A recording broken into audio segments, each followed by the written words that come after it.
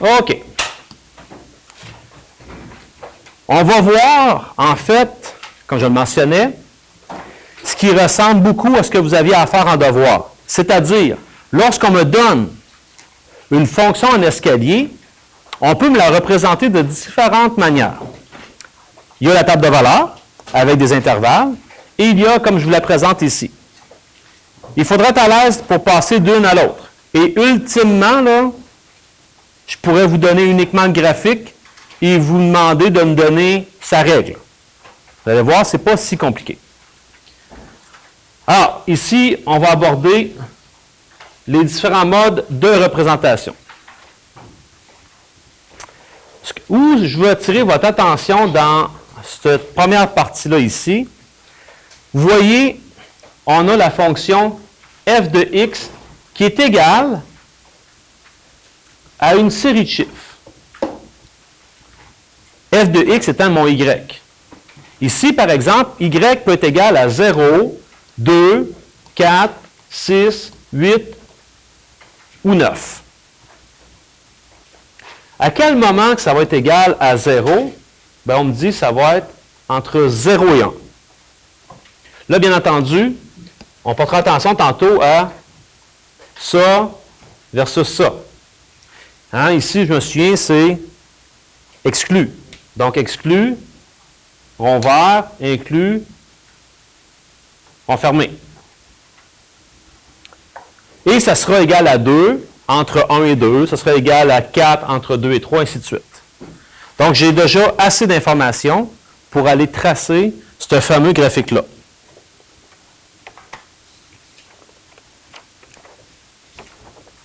Qu'est-ce que je peux remarquer en plus de ça? On a vu tout à l'heure dans la correction de votre mini-test que ces valeurs-là ici, hein, je le mentionnais, ça, c'est les valeurs possibles que Y peut prendre. Bien, ces valeurs-là, on a ici l'image. C'est clair que l'image de ma fonction pourront être 0, 2, 4, 6, 8 et 9.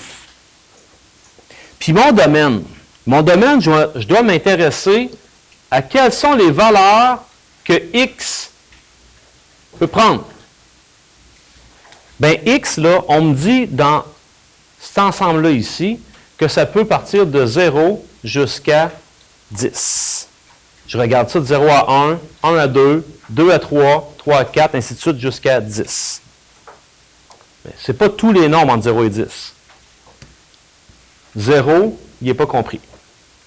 Donc, c'est pour ça que je mettrai 0 exclu jusqu'à 10. Donc, ce sont des informations à faire ressortir.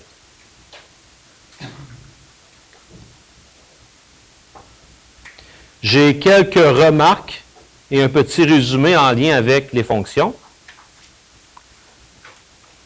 On dit que la table de valeurs n'est pas un mode de représentation utile pour ce type de fonction. Idéalement, on y va avec la règle. Et on dit que la réciproque d'une fonction en escalier n'est pas une fonction. Est-ce qu'il y a quelqu'un dans la classe qui se souvient de la réciproque dans ses propres mots? Qu'est-ce que ça signifie la réciproque d'une fonction? C'est quoi faire la réciproque? Louis?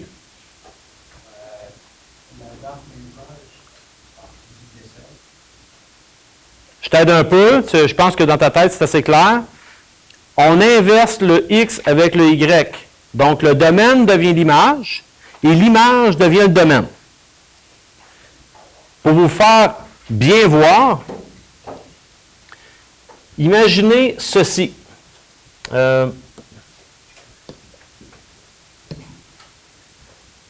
Imaginez que je vous fais une fonction comme ça, une fonction en escalier. Je la fais très rapidement.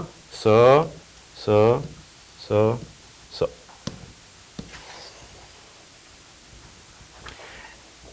J'inverse le X plus le Y. Grosso modo, ce qui va se passer, ça va être à peu près quelque chose comme ça. À peu près. En lien avec ce qu'on a dit tantôt, pourquoi que ça, ce n'est plus une fonction? Bien, si je prends un X ici, il y a plein de valeurs possibles pour Y. Donc, ce n'est plus une fonction. C'est pour ça que ça se passe comme ça. Donc, ça nous permet de comprendre ici pourquoi que la réciproque n'est pas une fonction. Et en résumé, ben, qu'est-ce qu'une fonction en escalier? On dit les fonctions d'escalier sont des fonctions discontinues. Qu'est-ce que ça veut dire une fonction discontinue? C'est qu'on est obligé de lever notre crayon pour la tracer. Okay? Je ne peux pas faire ça comme une droite. Elles sont constantes sur des intervalles et varient brusquement par saut à certaines valeurs de la variable indépendante. Et ça, là, lorsque ça varie, souvenez-vous, hein, on avait appelé ça des valeurs critiques. Je ne sais pas si j'avais fait l'exercice avec vous ici dans la classe. Est-ce que j'avais posé la question sur les forfaits cellulaires? Non? Bon, dans d'autres classes, j'avais vérifié avec certaines personnes leur forfait cellulaire. Alors, il y en a, par exemple, c'était 30 $ par mois, mais ils avaient un nombre de minutes d'appel limité. Ce n'était pas illimité. Donc, par exemple, après 150 minutes, ça change de montant.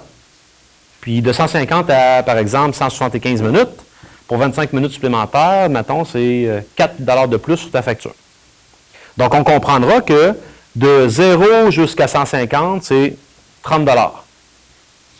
À 150 minutes, hop, ça monte à 34 $.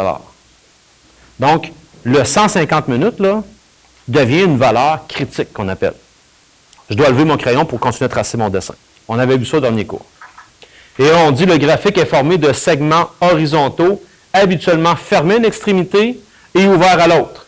Donc, ce qui se passe, c'est qu'on joue avec ce principe-là ici. Des points fermés ou des points ouverts en fonction de la situation. Allons voir un exemple. C'est dans l'air du temps. L'énergie éolienne. Tout le monde connaît ça, les parcs éoliens. Le gouvernement a mis beaucoup d'argent là-dedans parce que c'est une énergie on dit qu'elle est verte, elle est renouvelable, puis ça ne pollue pas beaucoup. Mis à part que pour produire des éoliennes, ben ça demande beaucoup d'énergie. Puis oui, on pourrait dire qu'un coup que l'éolienne a rendu l'âme, ben ça a un certain coût. Les parcs éoliens, là, je ne sais pas s'il y en a qui en ont déjà vu. En Gaspésie, entre autres, il y a d'immenses parcs éoliens. Tu fais oui, tu l'as vu. C'est assez impressionnant. Ça a des grands hauts ventilateurs à la grandeur du champ. C'est assez impressionnant. Il y a des places qui en ont énormément. Donc, j'ai fait exprès.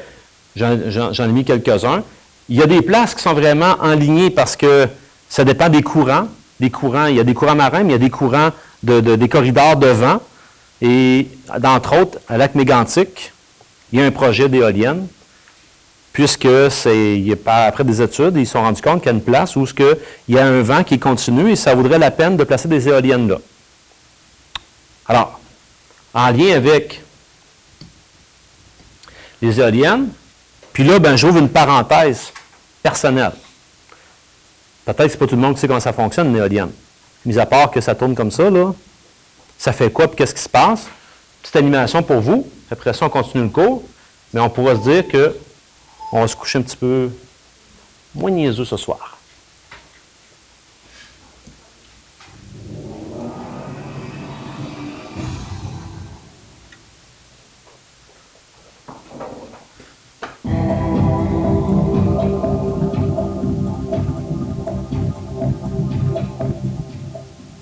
Dans une centrale éolienne, c'est le moment qui fournit l'énergie mécanique pour la production d'électricité. Le moteur comporte généralement 3 pales. Celles-ci sont entraînées par l'énergie du vent et, par conséquent, entraînent le moteur. La nacelle abrite tous les composants nécessaires pour la production d'électricité. La majorité des éoliennes sont dotées d'appareils qui permettent à la nacelle de s'adapter aux différentes conditions de vent. L'anémomètre est un appareil qui permet de mesurer la vitesse du vent. En outre, beaucoup d'éoliennes possèdent des capteurs qui mesurent la direction du vent et actionnent le moteur qui fait pivoter la nacelle. Les installations nécessaires à la production de l'énergie se trouvent dans la nacelle. La plupart des centrales éoliennes ont besoin d'une boîte de vitesse pour multiplier le nombre de tours par minute. Le système dans cette vidéo est un engrenage planétaire. La colonne à température intérieure fixe ne tourne pas. La roue solaire mobile pivote. Les planétaires tournent autour de la roue solaire. Et quand elles vont trop fort, le frein est actionné pour arrêter les pannes. Dès que le moteur de l'éolienne tourne, les satellites entraînent le soleil par l'intermédiaire d'un arbre. Par conséquent, le soleil entraîne le moteur du générateur électrique produisant de l'électricité. Plusieurs éoliennes peuvent être regroupées sur le même site pour former un parc éolien. Dans ce cas-là, la maintenance est plus simple et la facturation est plus facile.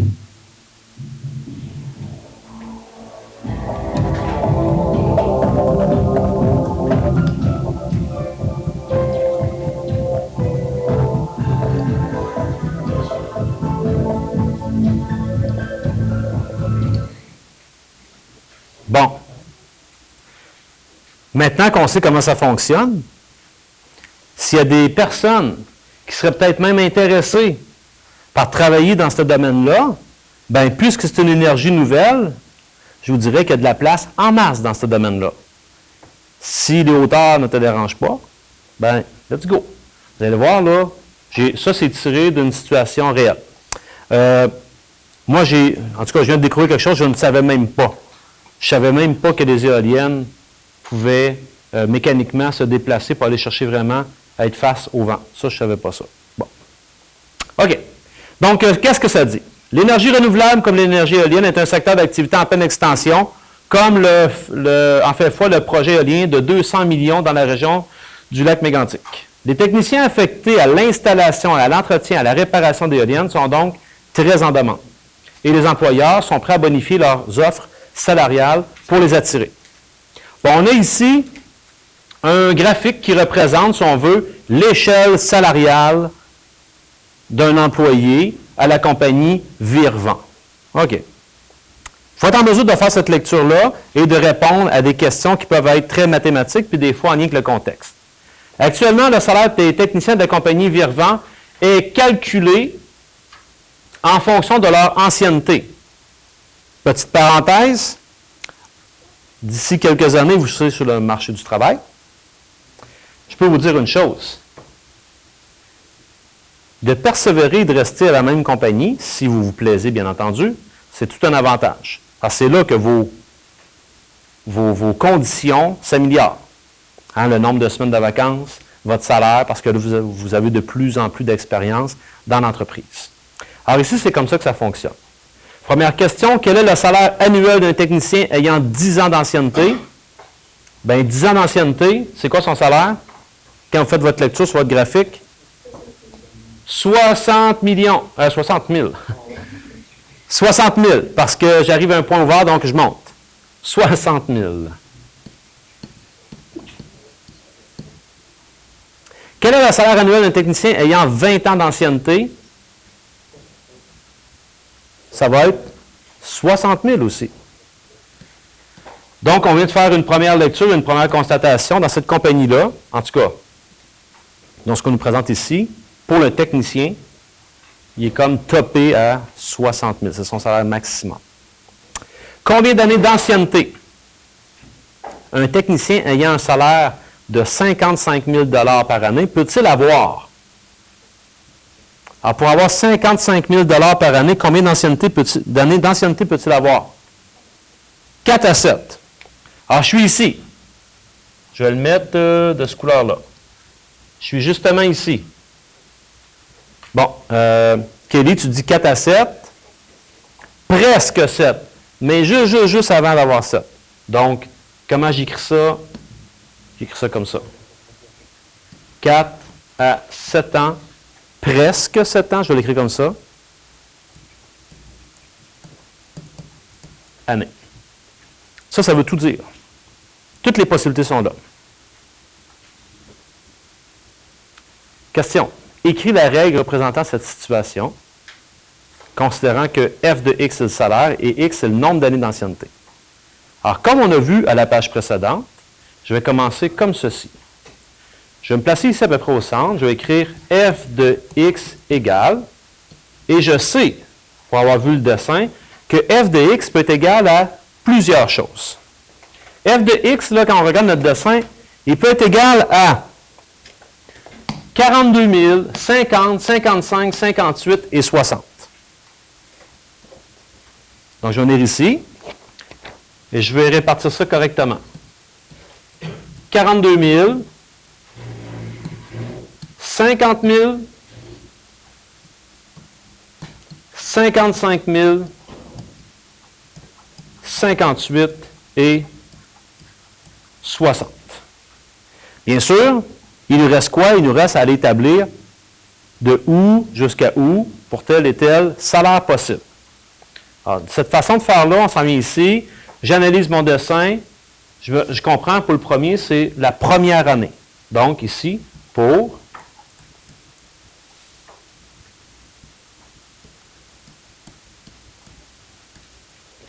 compris entre 0 et 1.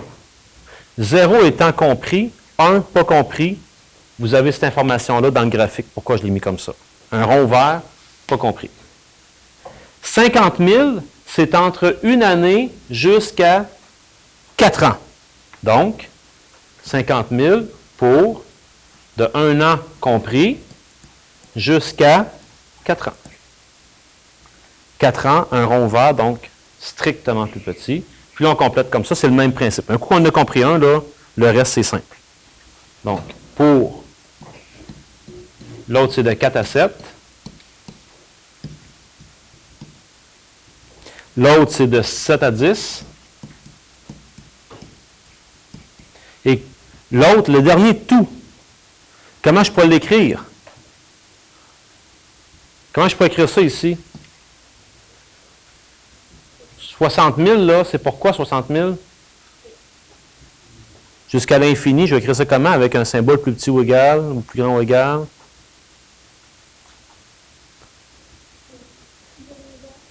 Plus grand égal à quoi? On est rendu à 10. C'est à 10 que ça change? Bien, je dirais pour x, plus grand ou égal à 10. Alors, je viens de faire comprendre que là, ça va jusqu'à l'infini, cette affaire-là. Alors, c'est sûr que dans le contexte ici, à un moment donné, tu n'as pas le choix, tu prends ta retraite, mais pour tout ce qui est plus grand que 10, dans ce contexte-là, c'est 60 000. Est-ce que ça va pour celui-là? Ça va? Donc, si ça va, on va aller en faire 2 autres exemples à la page suivante. C'est de déterminer la règle. Donc, je regarde mon dessin ici. On est en présence de la fonction S de x. Donc, je vais écrire sa règle ici. S de x égale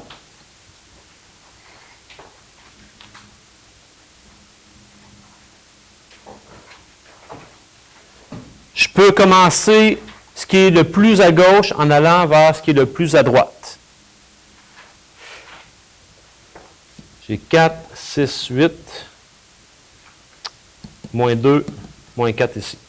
Donc, ça va être égal à 8. Ça va être égal à 4. Après ça, ça va être égal à moins 4. Après ça, ça va être égal à 1. Puis finalement, ça va être égal à 6.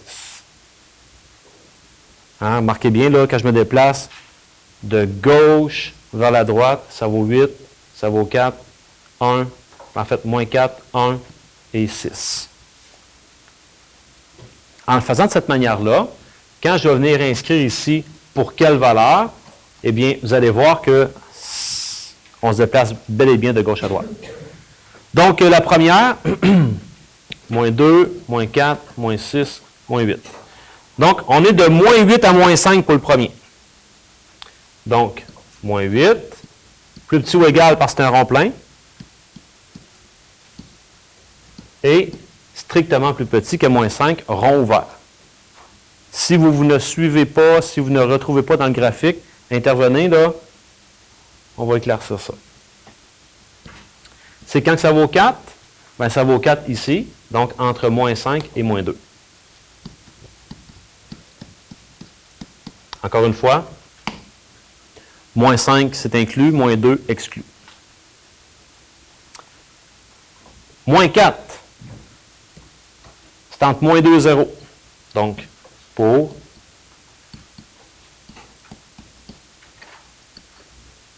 x qui est en train de comprendre ces deux-là.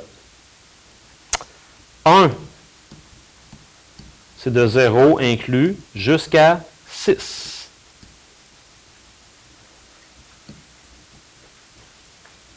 Et finalement, pour les valeurs qui sont plus grandes ou égales à 6, vous avez ce qui reste.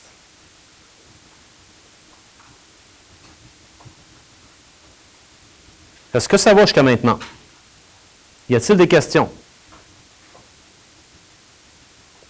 Parfait. Dernier, le chemin inverse. Ici, on va tout de suite faire une petite correction. Il s'est glissé une petite erreur. Ça ici, on va enlever ça. Ce qu'on va faire, on va inscrire pour x plus grand ou égal à 9.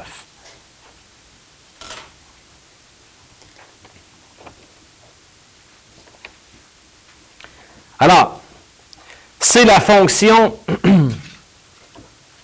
c de x. On sait, après en avoir fait quelques-unes, que j'ai ici les images possibles. Elles peuvent valoir 0, 4, 8 ou 12. Donc, ce sera des plateaux. Ce sera une fonction en escalier. Ça m'indique aussi que je sais que je serai dans le premier cadran.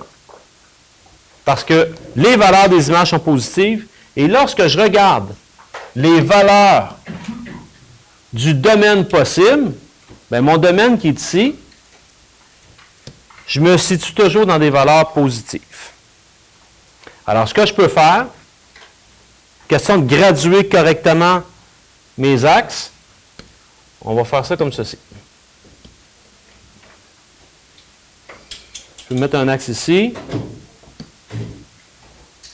un axe ici.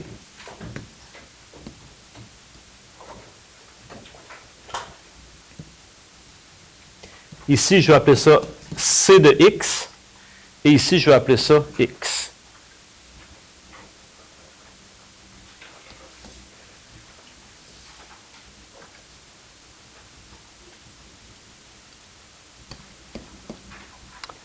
Bon, il s'agit de trouver une bonne graduation.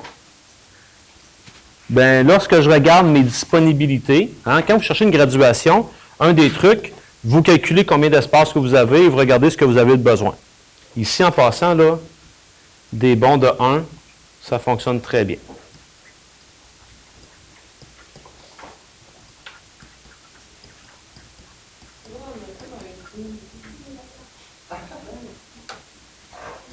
C'est le numéro de la page.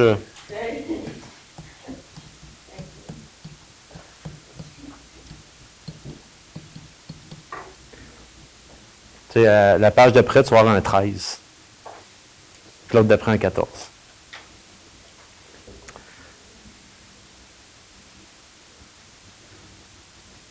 Puis on est parti. Ce qu'il faut faire, c'est représenter ce qui se passe ici. Donc, ça vaut 0 entre 0 et 3. Et compris, pas compris. C'est comme ça qu'on doit dire ça. Donc, ça vaut 0 entre 0 et 3. Pas compris, compris. Ça vaut 4 entre 3 et 6.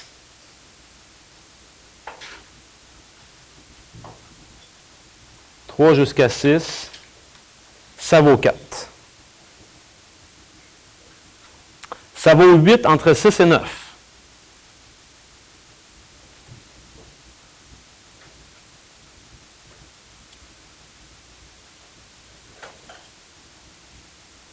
Et ça vaut 12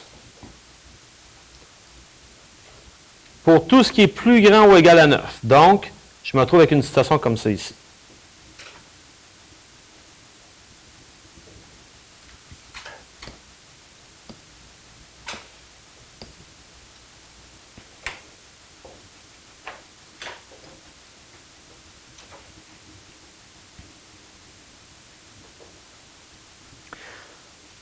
Question. Belma. J'ai une question pour toi. Les autres, écoutez bien aussi. Est-ce que tu peux me dire les nombres que je vais te pointer? Comment tu appelles ça?